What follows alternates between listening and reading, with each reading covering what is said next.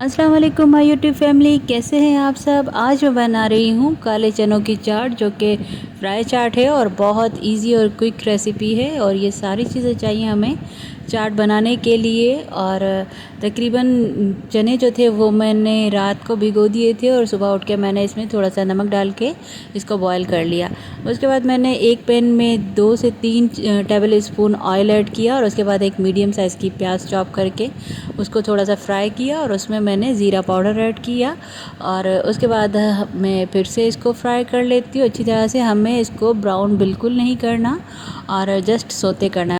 उसके बाद हम इसमें शामिल करेंगे हाफ़ टी स्पून हल्दी, हाफ़ टी स्पून नमक, 1 टेबल स्पून अमचूर पाउडर, हाफ़ टी स्पून लाल मिर्ची पाउडर, 1 टीस्पून धनिया पाउडर, हाफ़ टी स्पून कुटी हुई लाल मिर्ची powder, 1.5 table spoon chaat masala और हाफ़ टी स्पून काली मिर्च पाउडर। ठीक है, मसाले को भी हम थोड़ा सा पकाएंगे। और अब इसमें से अरोमा आने लगा है, तो अब इसमें हम छोले शामिल करेंगे, जो कि हमारे छोले हैं 2 कप के करीब हमारे छोले हैं, बहुत अच्छी तरह से गले हुए हैं।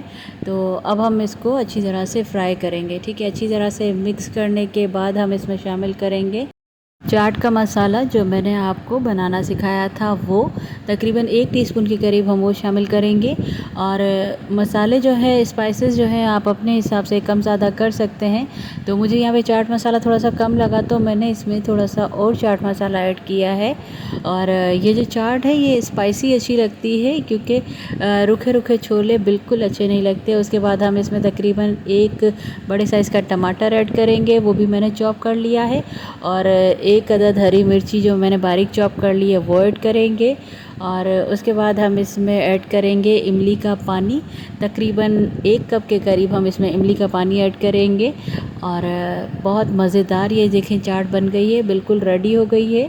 तो क्योंकि हमारा मसाला जो था वो पहले से हमने फ्राई कर लिया था अच्छी तरह से, तो हमारी चाट बिल्कुल एकदम रेडी हो गई है। अब हम इसके ऊपर धनिया गार्निश करेंगे और अब हम इसको सर्विंग बाउल में निकालेंगे।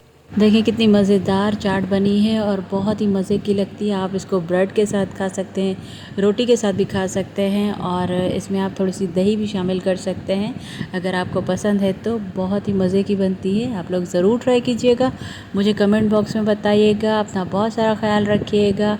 अल्लाह हाफ़िज़।